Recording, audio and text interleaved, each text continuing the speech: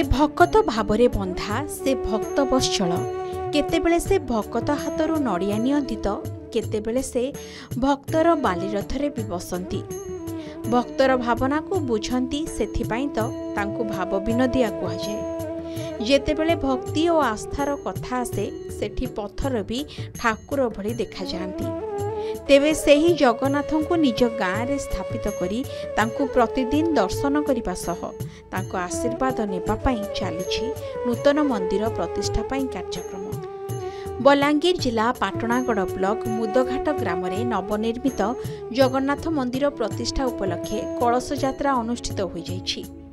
ग्राम पुष्करिणी शह शह महिला कलश बुड़ाई यज्ञ मंडप को आनिथिले। मंदिर प्रतिष्ठा उत्सव आसंता 12 तारिख पर्यंत अनुष्ठित हेबो।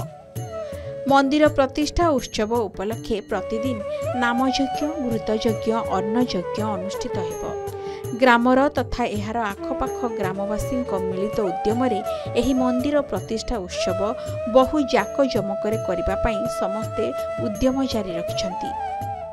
आमर गाँव में आज 5 ରୁ 12 तारीख तक मंदिर प्रतिष्ठा अच्छे जेनटा कि आज कलश यात्रा होचे आ बहुत संख्यार लोग सहयोग करछन। आमर पड़ोसी लोग मैंने पड़ोसी गाँव जेनटा कि 500-700 लोग ऊर्ध्व कलश बोहिछन। आमर गाँव आज पूरा तमने पूरा नंद उत्सव भलिया लगुच जेनटा पूरी बड़ दाण्डर जेनता रथ यात्रा आसी आज के आमर से मुदघाट ग्राम हेन्ता लगुचे और बहुत खुशी लगुचे। मोर गाँ माँ समस्ते मिलमिशि मत साहाय्य सहयोग कर समस्त को लेकर बहुत खुशी ए उत्सवटा समापन होगा गाँव समस्त आबाल वृद्ध वनिता पर्यंत समस्ते सहयोग साहाय्य जिते जहाँ कर दीर्घ 35 वर्ष है मंदिर पड़ी रही जोटा कि आम गाँववासी समस्ते मिलमिशि ए मंदिर प्रतिष्ठा करने समस्त इच्छा आग्रह सहकारी ए कार्यक्रम तुलाई समस्त साहाय्य सहयोग कामटा चली।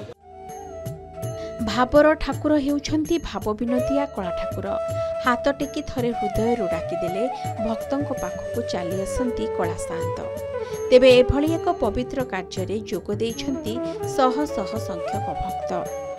महामंत्र ध्वनि रे गुंजरित हेउछि यज्ञ मंडप महामंत्र रे प्रकंपित हेउछि सारा परिवेश सभिए स्वर रे स्वर मिसाई हरिनाम गायन करुछंती। आसंता 12 तारिख पर्यंत अनुष्ठित हेबाकु थिबा एही मंदिर प्रतिष्ठा उत्सव को नहीं सारा गाँव रे सृष्टि होइछि एक आध्यात्मिक परिवेश। पाटणागढ़ सुधाकर दास का रिपोर्ट के न्यूज ओडिशा।